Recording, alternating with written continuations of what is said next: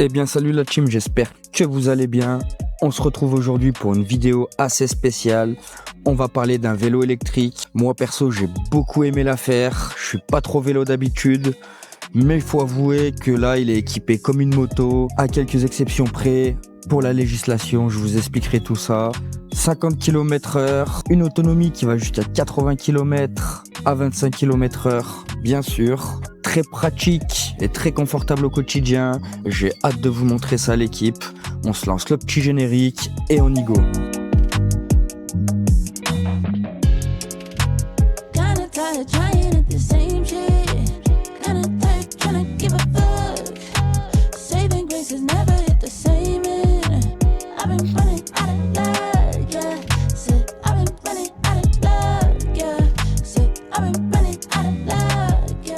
On va parler d'un vélo électrique plutôt coupleux, plutôt puissant, avec un moteur qui développe jusqu'à 1500 watts en crête bien sûr. On a une batterie en 48 volts avec 18,2 ampères-heure d'autonomie. Donc bon, on a quelque chose de plutôt sympa et déjà bien fonctionnel, bien puissant. Pour commencer, une autre chose aussi qui m'a plu dès le départ, c'est ses freins hydrauliques. D'origine bien sûr, j'ai pas touché.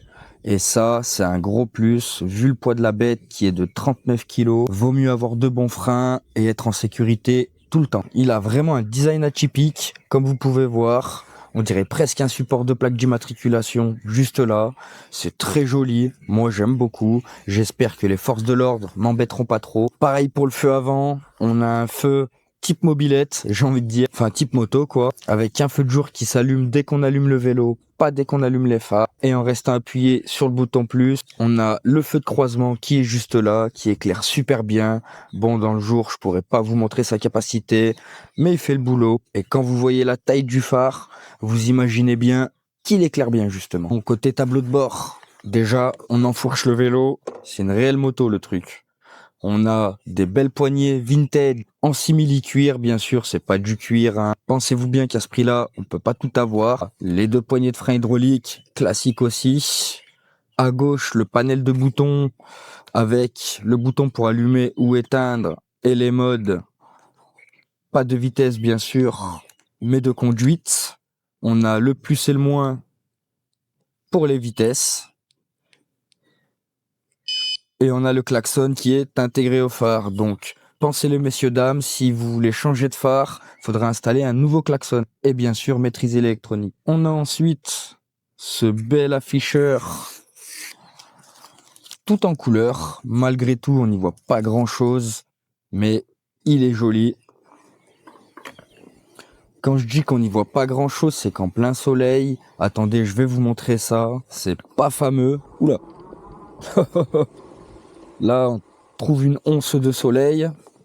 Et là, comme vous voyez, ça fait un espèce de reflet blanc. C'est pas très agréable. Malheureusement, c'est pas top. Et on a le sélecteur de vitesse de chez Shimano. Je sais pas si c'est vraiment un Shimano, mais il a le plaisir d'être là. Avec les vitesses à monter ici et à descendre juste là. C'est très simple d'utilisation et puis c'est joli comme tout, faut le dire. Très agréable, gris comme le vélo. On est dans le thème, tout est bon. On va parler aussi des suspensions avec cette belle fourche type moto. Bon, bien sûr, pour avoir fait de la moto, j'y comparerai pas. Quand on y met en mode dur, comme ceci, on a une suspension qui est presque bloquée. Et quand on y dévisse à fond,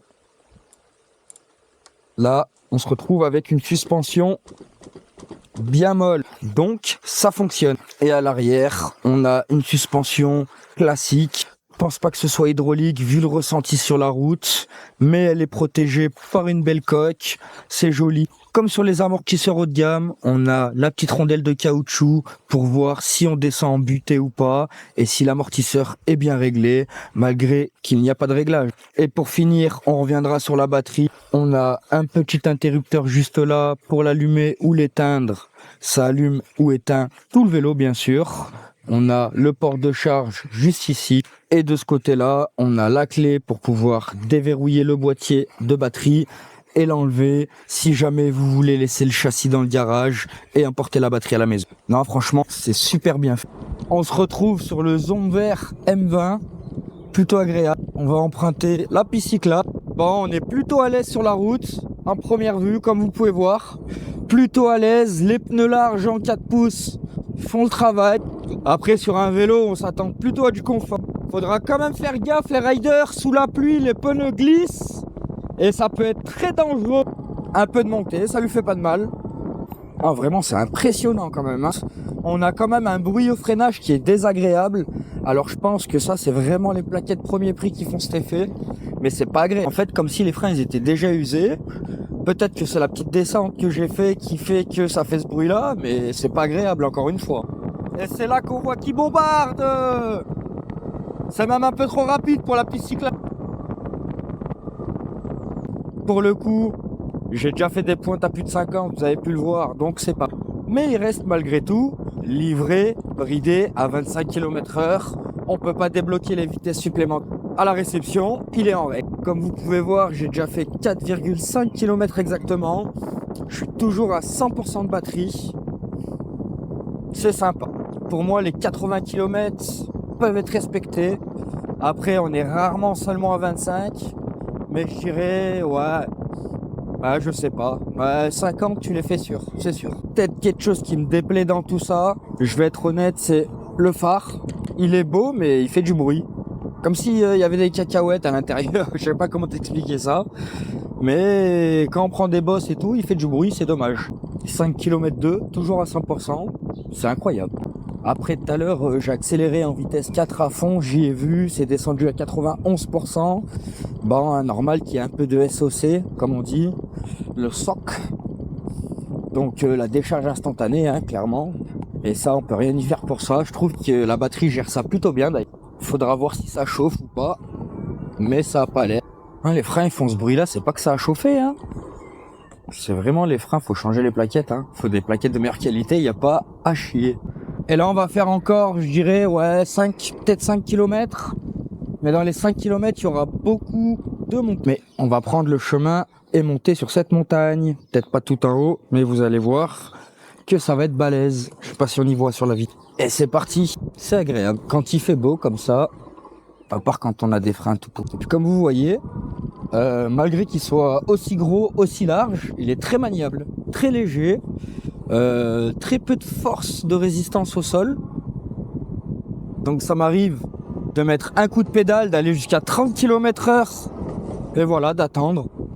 Bon là on est en montée, ça compte un peu moins, mais clairement c'est très efficace et c'est peut-être pour ça que je perds pas de batterie. D'ailleurs là en parlant de batterie, on voit quand j'accélère que ça bouge un peu. Non, même pas, je l'ai vu, ça a descendu juste avant. C'est quand on commence à grignoter les premiers pourcentages. Là, 86. Après, les démarrages sont un peu lents, mais bon, c'est un vélo, donc on s'y fait vite, on s'y habitue. Ce qui fait bien le tir, hein. Et je suis pas à fond en vitesse, hein. Là, je fais semblant de pédaler, pourtant je suis dans une sacrée montée, là, les coups. Bon, par où je vais passer pour embêter le monde? Bon, on va prendre la piste cyclable. Ah, parce qu'il y a ça, moi, en voiture, j'ai du mal avec les cyclistes, faut être honnête. Donc j'essaye d'être irréprochable, vraiment, tu vois. Ouais, demain c'est mieux, mais j'essaie d'être irréprochable. Ah bah. Allez. C'est le problème de l'assistance. Mais à part ça, c'est une tuerie ce truc. C'est vraiment une... Là on va le mettre à l'épreuve, il y a une sacrée montée qui l'attend. Juste là je vais pas lui faire de cadeau l'équipe là. Mais bon, il est là pour ça. Je vois qu'on est 92%, on a perdu 8% de batterie. En montée, c'est pas pareil après. Mais là, on a une sacrée montée. Il a intérêt de tenir tout le long. Par contre, la batterie, elle descend là. Là, ça lui fait mal, hein. Allez, on met la 4. Allez. Et ben, mine de rien, il tient ses promesses. Même vitesse à fond. On est à 26,7. Par contre, la batterie, elle fond. Elle descend pas, elle fond. Mais la vitesse, elle est gardée, elle est constante. Et je peux même aider si je joue avec les pédales. Et là, regarde, on prend de la vitesse. Regarde. Tu vois, mais j'ai même pas besoin en vrai. Ça le fait forcer pour rien. Moi, je suis bien comme ça. Et là, on arrête de pédaler. Et ça remonte, logique. Ça remonte à combien? 94%. Bon, c'est pas... Je comprends pourquoi certains installent la poignée moto, hein, je comprends. Mais faut pas le faire. Parce que, ouais, en cas de contrôle, tu perds tout, bêtement, frère. Tu perds tout. On se remet en vitesse 3, on y va plus mollo. fait la course avec personne. D'ailleurs, il y a la Angwa X1 Max, si je dis pas de bêtises, qui arrive, la 72 volts. Là, on va mettre les équipements et on va parler de vitesse, les copains. Ah, là, ça va aller vite, là. On entend le moteur, il s'énerve. Ah, il veut pas descendre en vitesse. Allez. Oh, je lui ai pas fait de cadeau. Ah bon, pour lui, la vie est un cadeau. La vie est un cadeau. C'est trop, regarde. Ah, c'est trop. Non, c'est trop. Après, j'y vais mollo. On n'est pas tout le temps obligé d'être à fond. C'est ça qui est bien. Et c'est ce qui fait qu'on a l'impression qu'il fléchit pas, en fait. Peu importe la batterie. Après, c'est sûr que si vous mettez à 3 dessus et que vous montez l'école de l'évent, eh ben, t'as même pas besoin d'essayer. Je te le dis directement, ça n'ira pas. Tu vas tout faire chauffer. Mais pour une utilisation normale, on est top. Voir la batterie, comment ça se comporte. Écoute, c'est froid. Le moteur, on va regarder ça tout de suite. Ouais, il est légèrement chaud, mais franchement, ça va. La batterie, on est à combien? 88%. J'ai fait des montées de fou malade. En tout, donc on est à 9,3 km. 91% de batterie avec toutes ces montées-là. Voilà, hein. Vous êtes au courant, hein. C'est officiel, on peut faire 80. Regarde-moi comme c'est beau tout ça, regarde ça. Je te montre après, je te montre. Oh, il a pas le temps de niaiser le vélo, il bombarde. Et voilà mes amis, on aura fait 10 km. 10 km avec de la montée. On le laisse souffler un peu. Là, je vois marqué 83% de batterie. Pour moi, c'est honnête. Les promesses sont respectées. Regardez, même 85. Donc, on a perdu 15% de batterie pour faire 10 bornes, dont la moitié avec des grosses montées. Comme vous pouvez voir, juste pour ceux qui n'ont pas trop l'orientation, vous voyez là, juste là, il y a des bâtiments, enfin des bâtiments. Là, il y a des usines juste en face. Et ben juste avant, tout le long, c'est la digue. On y voit, ça forme des traces avec les arbres et on reconnaît clairement la digue. J'étais juste là. Là, il y a les bâtiments qui sont blancs et beiges. On était exactement juste derrière tout à l'heure et on a fait tout ça. On est monté, tac, tac, tac, et jusque là. Amis, cette vidéo touche à ça. J'espère que cette petite balade vous aura plu. J'espère que cette présentation vous aura plu. Moi, je me suis régalé personnellement avec le... Clairement, il est abordable, puissant, beau gosse. Il a tout. Donc les gars, si vous cherchez un vélo électrique, surtout, vous n'hésitez. Bien sûr, toujours en promotion sur promorider.fr. Le lien, le code promo, il sera aussi sur la description de la vidéo. Merci les amis d'avoir suivi ça. D'ici là, prenez soin. Et je vous dis à bientôt sur la chaîne de Fresh Trot. Bye.